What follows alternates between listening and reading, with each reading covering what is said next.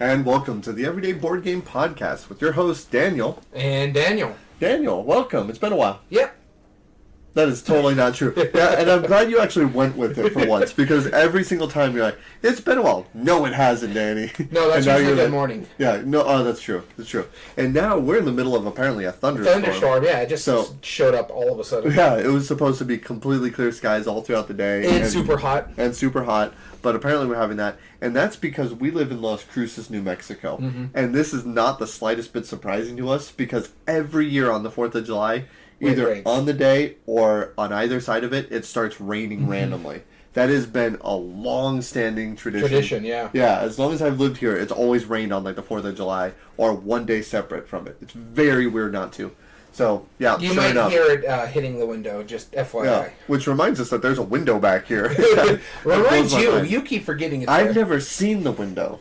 It's right there. I know you pointed out. I've never seen the window. There's always been a shelf in this room covering that window. So I forget that it exists. But, I digress. Yeah. We're on one of our shorter episodes. If you just saw that we did a board game breakdown last week, or a previous episode, we talked about Days of Wonder games, which really brought into this next episode. Today we're going to be doing a board game brainstorm, and that is specifically breaking down Ticket to Ride. I'm just going to turn up the mic really quick. There we go. Yep, just in case. But yeah, we're breaking down Ticket to Ride. The way we do this one is, one of our first rules about Board Game Brainstorm is got to be 10 years or older for a game. This way we highlight games that match our 5 criteria from Board Game Top 8 Debate. Yes. Our 5 criteria. The ease of play, meaningful choice, game immersion, replay value, and art production. Mm-hmm.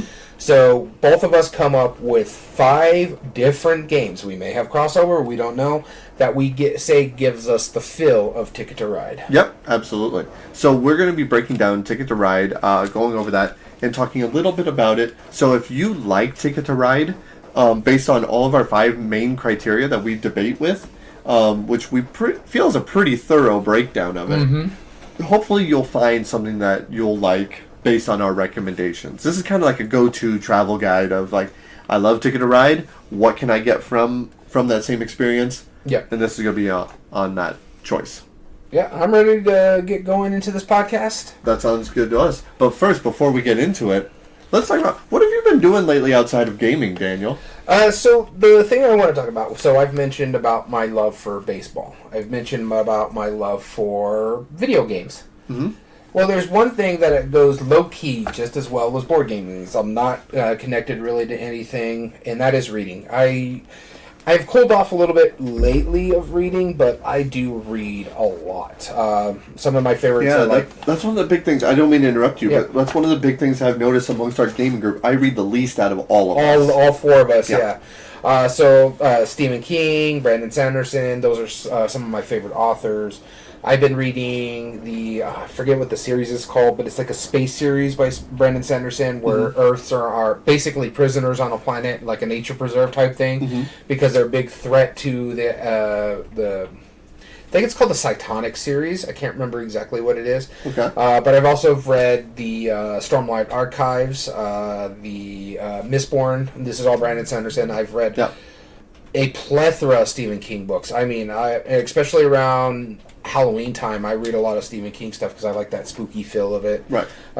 Dresden Files is another series I've been reading. I read quite a bit. I have a whole bookcase. I sell books because I'm like, okay, I'm done with them. I'm not going to read them again. I go to our local bookstore called Coas out here, where you can trade in books and I can buy new books. And so my wife's a big reader too. So sometimes we'll just both be sitting reading a different book. Like I said, I've cooled off on it a little bit, but I also read off my Kindle. That's the only electronic really I read off of. But I like that because I can take it with me. Another thing too is I listen to audiobooks. Like if I'm driving or we're going a long distance. When we did Gamma last year, I popped on my Star Wars book, and you're like, okay, this is pretty cool because you could hear like the lightsaber battles and stuff like that, sounds in the background. But yeah, that's me. I like to read. I'm a bookworm.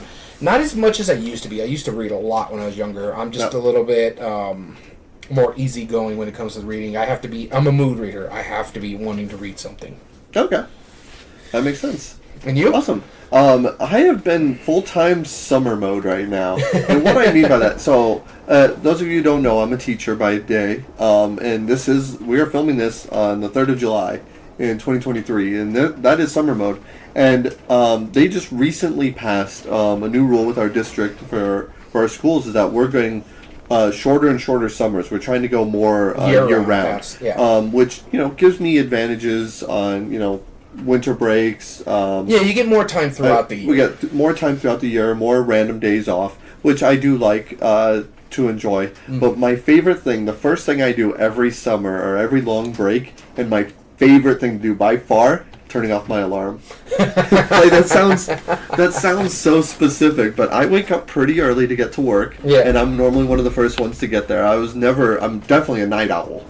And that was one of my hands-down favorite things to do, is I get to turn off the alarm, I get to sleep in, I get to stay up as late as I want, I don't really care.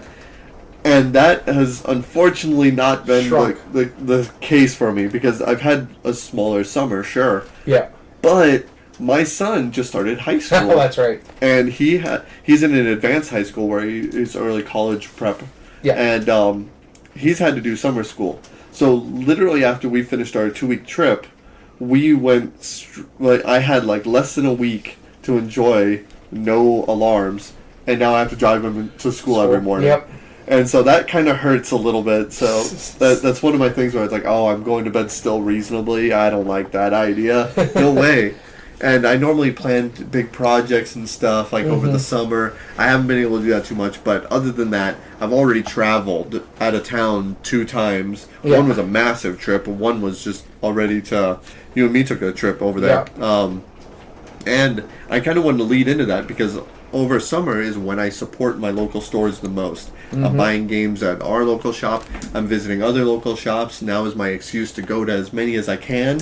Yep. And when you and I went, and I wanted to bring this up because of this very reason, we went up to Albuquerque and we visited 4 shops, 5 places we went to. Yeah, okay. And the first thing I wanted to talk about was Level 99, because that was the first one we did. We went to Level 99 Games, which they're based out of Albuquerque. One of the employees is a common podcaster with us. Chatter, yeah, he joins us. They are. I want to give them credit. Oh, they're some of the nicest people. Yeah, and this is your first time meeting both of them in person. Yeah. Talked to Brad over when we did the Board Game Breakdown. Yep, Brad Tolton. He designs a lot of different games, BattleCon, Exceed, Dead by Daylight.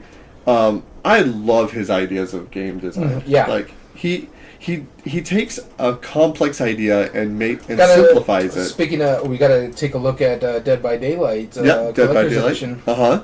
Yep, we got to look at that, and I'm gonna say this right now. I saw the review of that recently from the Dice Tower. So did I. I'm gonna argue against that for one reason, because only one of them really knocked it. Yeah, I wanna say something that Brad told us about the box size, and I love that because they explicitly brought up they disliked the box size for the reason Brad told us.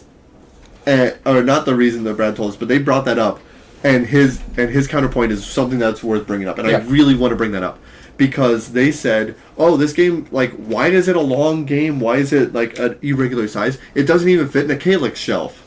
That's why. That's why. He made that box design so it can't fit in a Calyx shelf.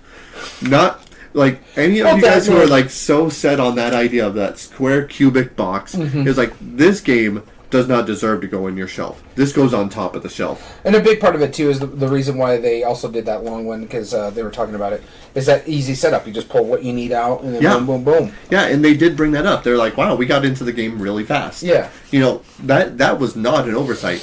The quicker you get a game to the table, the faster you can have fun with it, the more fun you can have with it. Yeah. The more times you can play it. And that makes a lot of sense. And we were privy to a preview of something. We're not going to talk about it here. We will talk about it on a future podcast. But we may even have them on to talk about it. Yeah, absolutely. And they take a lot of care into what their they're doing. approach. Yeah. So it's something that's worth knowing. They were the first guys that we visited. We got to meet some of the employees there. The designer of Bullet, Josh. He's a great guy. Had lunch with them. That was cool. They're all great people there. They care about their players. They care about the community. They have a Discord. Go chat with them. They've had other podcasters visit them, and they're just genuinely friendly people. They want you to play their games. They want you to fall in love. They're the kind of designers. I didn't really bring up anything like because I don't really dislike any of their designs. But I think if I did dislike their design, I could tell them honestly. They're like, "That's cool. That's fine." They'll take the criticism. They'll take the criticism. But not only just that, they're like, "We get it." Like they have plenty of games and plenty of design styles that they understand why people may or may not like their game designs, and they're like, and that's still okay. You might still like something else we've done. Yeah, like the heavy Euro gamers might like Argent. The light Ticket to Ride style gamers, they might like the Steam Imperial, right? Yeah. The head-to-head battlers, they might like Exceed or BattleCon. So anyway, I digress. But then we want to give the last few shout-outs to the stores we visited. Yeah, we visited Slice and Dice. They are a one-side pizza, one-side board game store. Yep. You can play games there. They're kind of a board game cafe, but they deal more on the pizza side. Yeah. But one side you can buy food and play games, and then the other side they have their shop. Exactly. Now we were already full. We had lunch prior to that. Yeah. But what do you think of them now that you? I've liked Slice and Dice. We went there last year and had a good time there. They have some really good food. Check them out. They are opening up a second location relatively soon. Hopefully. Within the next couple months, which will be further into town, because where they're at to where usually people go into Albuquerque, they're on the clear other side of town. Yeah, exactly. And then after that, we stopped by a store that's been there for a long time. It's called Twin Suns Comics and Games. Yep. They're very supportive of the Magic community there. So if you're a collectible card game player, that's a great community for them. And they also have comics on top of that. Yep. They're owned by two people. I didn't get a chance to say hi to the owners of it, but it's two twins. They were there. They were there? Yeah, they were there. I didn't see them. They were working in the back, but they were there. They've always been friendly. They've been around for a long time, and I know they got hit pretty hard with the lockdowns.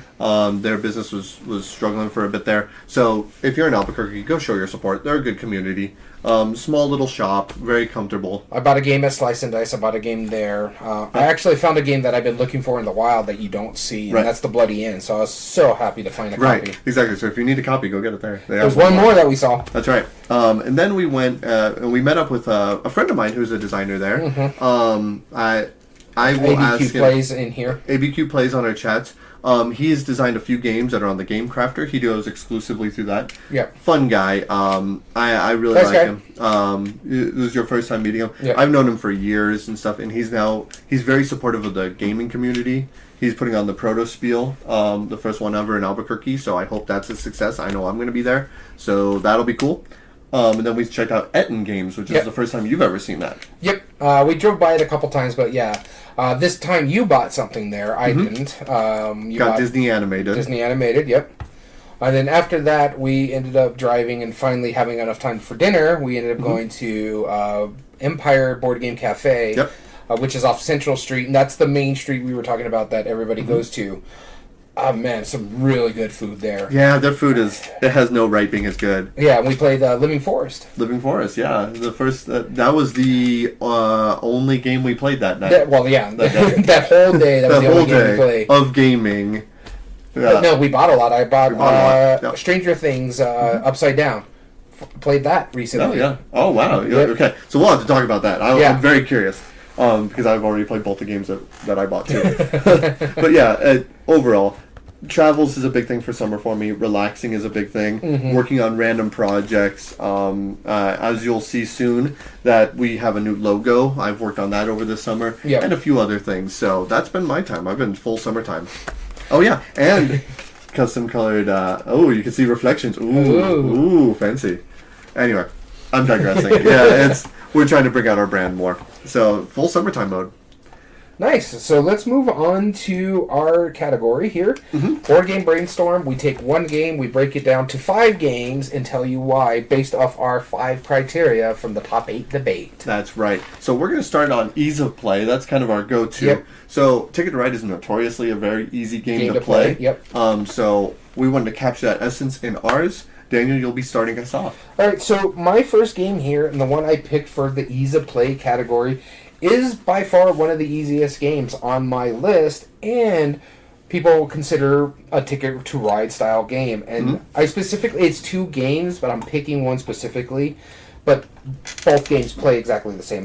This one I'm picking is Trekking the National Parks, but the other one is Trekking the World. They both pretty much play the same. Yeah. Basically, you're gathering cards to Ticket to Ride style, 2 cards or 1 card, to play out and to move across the board, to pick up your set collection tokens, as well as to visit as many national parks as you can, based off playing the cards on the national parks, or if it's the major parks, playing the cards there to put out your tent on the major park and get those specific powers for the rest of the game. But yeah, this is a very simple game. It's really well done. It's by Underdog Games. Underdog Games, yeah.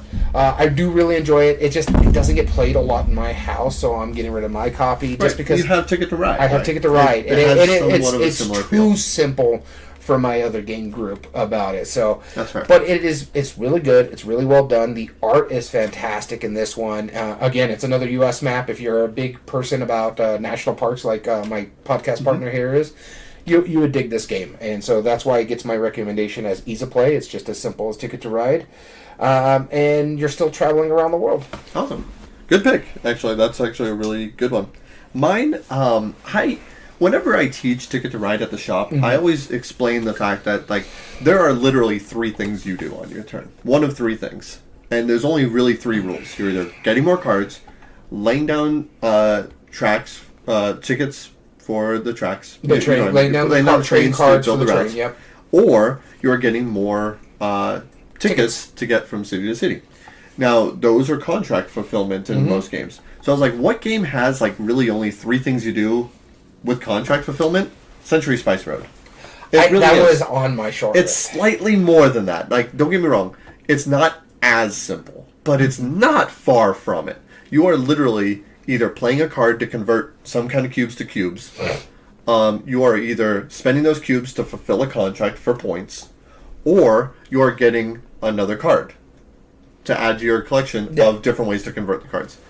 It's really similar. That it was on my short list for ease of play, and then I remember Trekking the National Park. So fair. I get it. Yeah, it was right there. Century Spice Road. It's one of those great games, but it also adds that extra little nuance. The nuance of the engine building of how you play your cards, because there is actually a little bit more you could do. You could skip your turn to get your cards back, but that's a minor detail. Yeah, it's really almost the same thing. It's a double-page rule book. It's just one card that you play either side. It doesn't quite feel the same, but I feel like the desert, the Spice Road caravans versus building trains across the United States. The theme is about the same feeling. Yeah. And is just as likely to get to the table, which I know is no longer a category. But just different stuff like that. And I think it's spot on. Ease of play.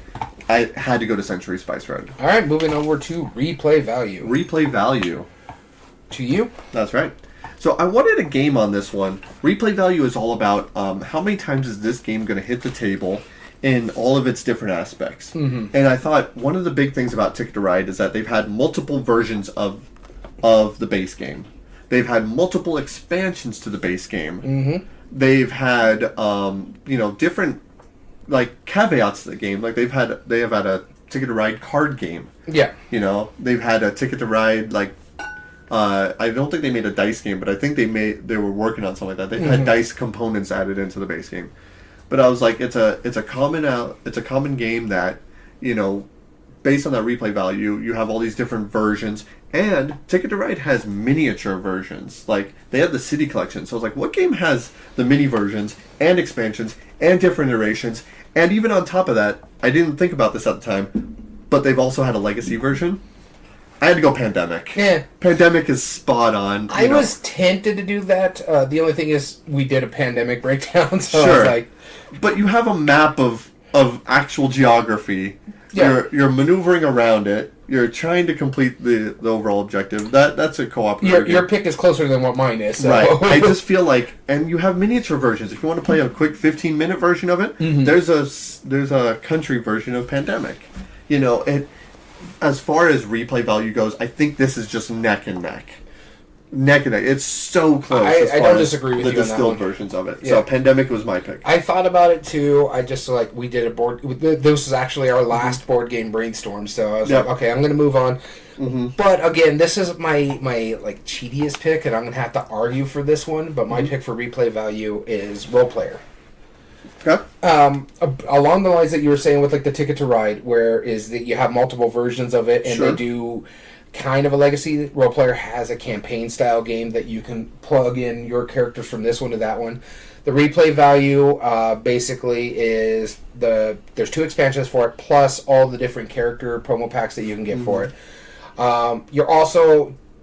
It's more dice drafting than anything, so you are picking up your dice, kind of like collecting your cards, and someone takes something that you want by going first. Yeah. That could bother some. Yeah, you do have somewhat of contract fulfillment because you're trying to meet the requirements of how you're building your character. So by placing your dice in the proper areas. So, like I said, it's a bit of a cheaty pick because of all these different aspects, but it does give you a lot of, like, the set collection feel. It gives you a lot of the, because you're trying to get the different armors to match. This way you can get more points at the end of the game. Yeah. Your different characters, your Fiends and Familiars give you different powers as well, adds to your set collection type stuff. Sure. You're also trying to move your alignment to give you to your proper points. So you're trying to meet all the different tickets. You're drafting in a unique way.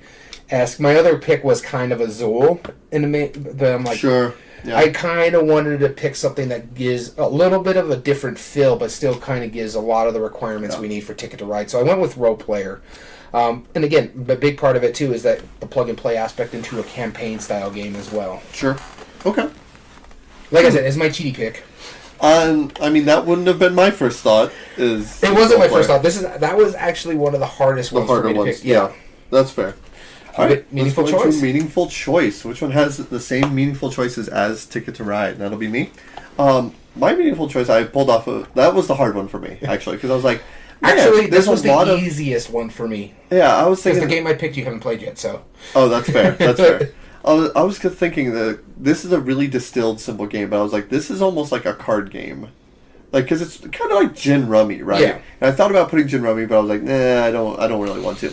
And I was thinking, what other game feels out where it's like, you really only do, like, one thing on your turn, and I like the route building aspect, but there's a lot of variability as to how you approach that route building. And this isn't a route building game per se. This is a tile laying game, but you do build bridges amongst your tiles. And this is Cloud City. Okay, yeah. Because you take your tile, you have one of a few tiles. Yeah, you have a few tiles you choose from. You place it down, and you're building these connections between the towers, and the height of the tower determines if that's possible, and the farther the tower is away determine the points.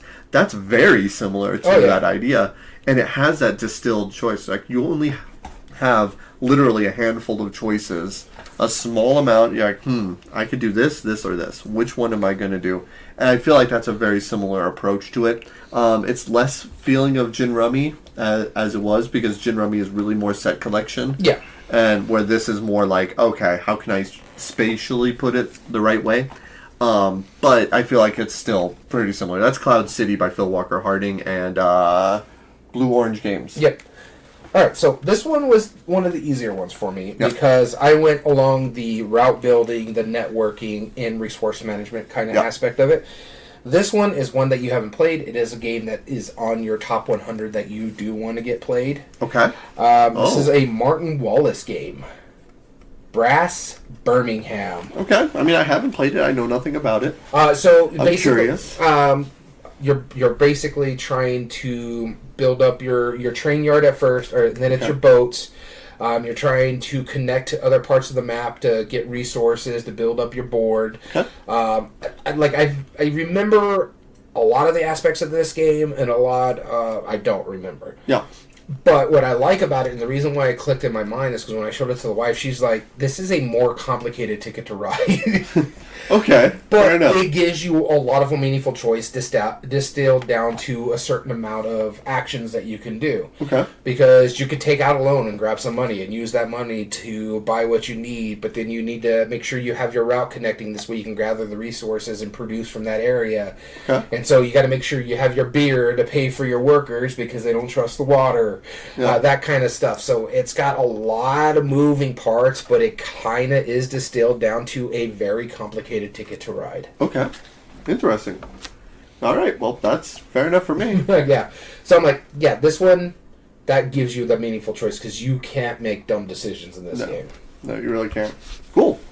All right. The next category we have is game immersion. Which one feels like you have the same level I have a of great thematic? one for this one, so go ahead and start. I actually think you'll completely agree with mine.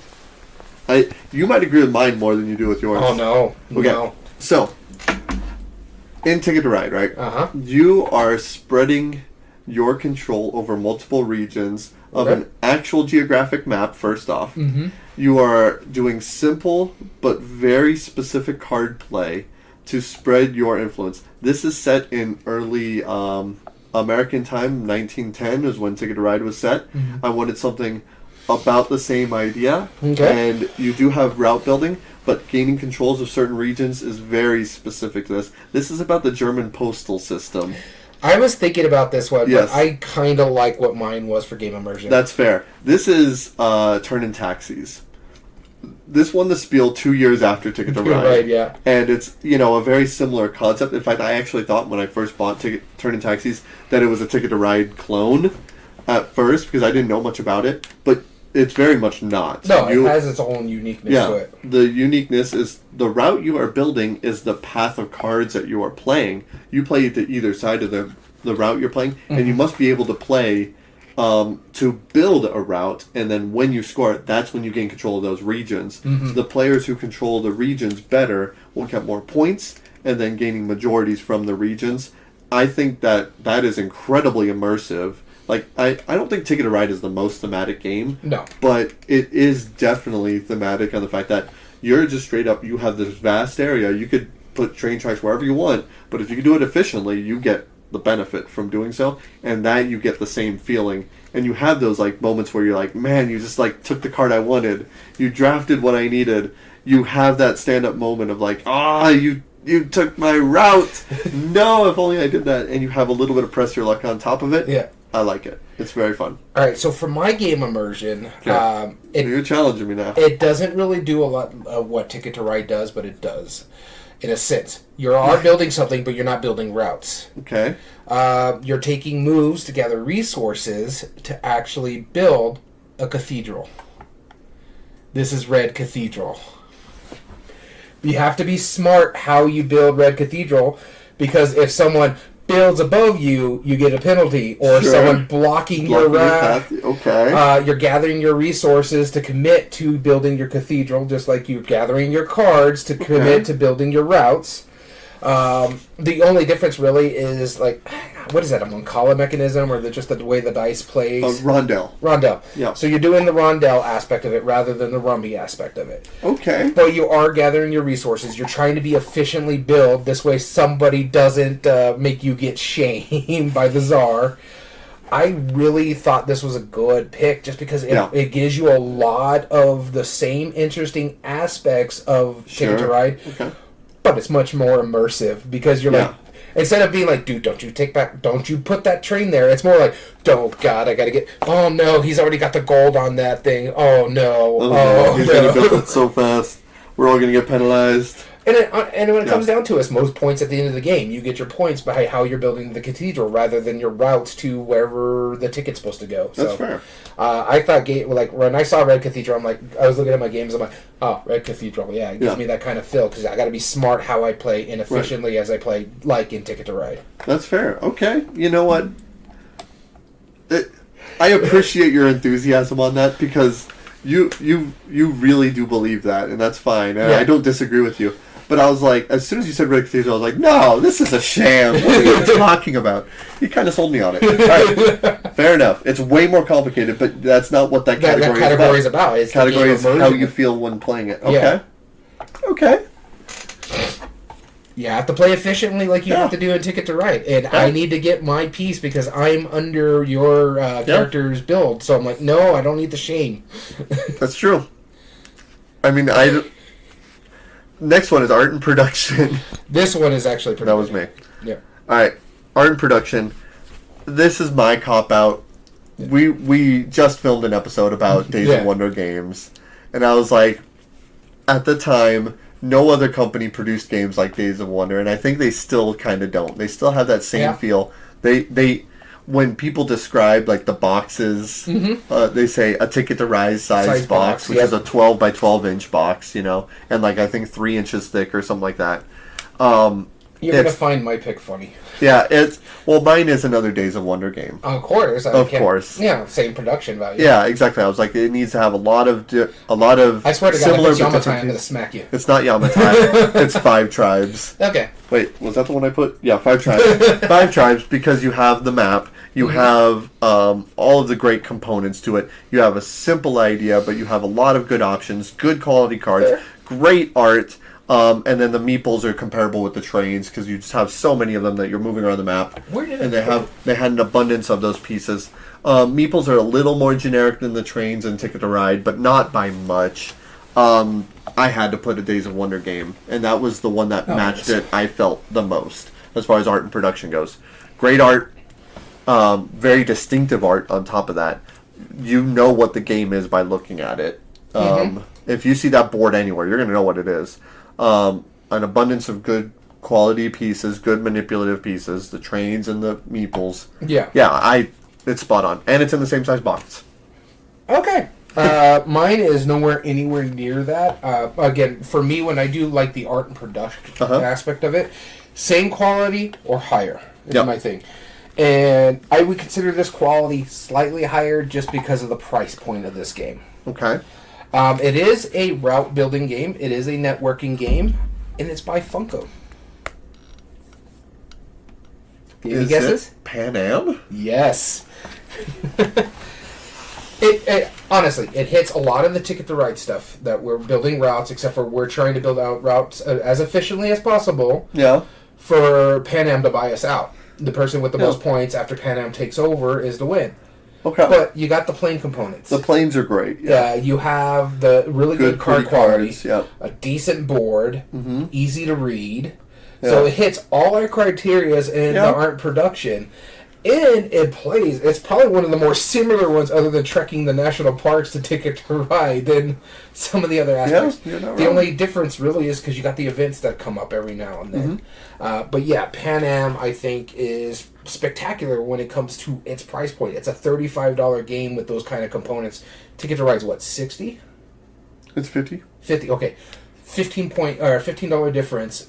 Almost equal quality when it comes to the components and stuff like that. Yeah. So that was a game that you could pick up in Target.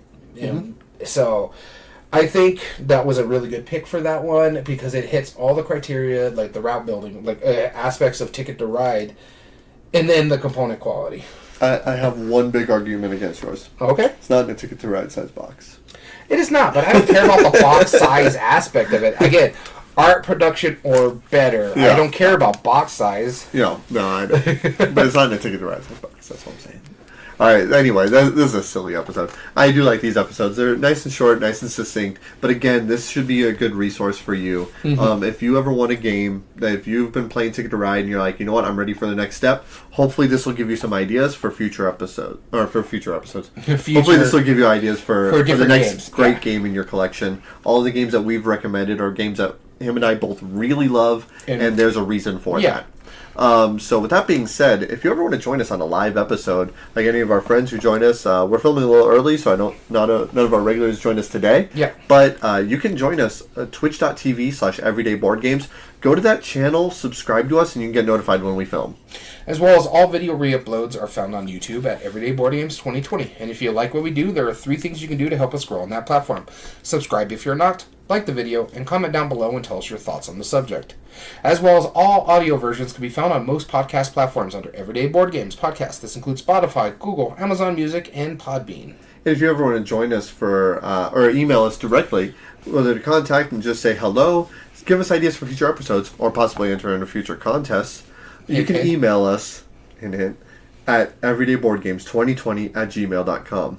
And with that being said, I'm glad we filmed this episode while the rain went away. Yeah. Because that's perfect timing. I want to thank you so much for tuning in. As always, I've been your host, Daniel. And I've been your host, Daniel. And we want to thank you for listening to Everyday Board Games. And remember, every day's a good day for board gaming.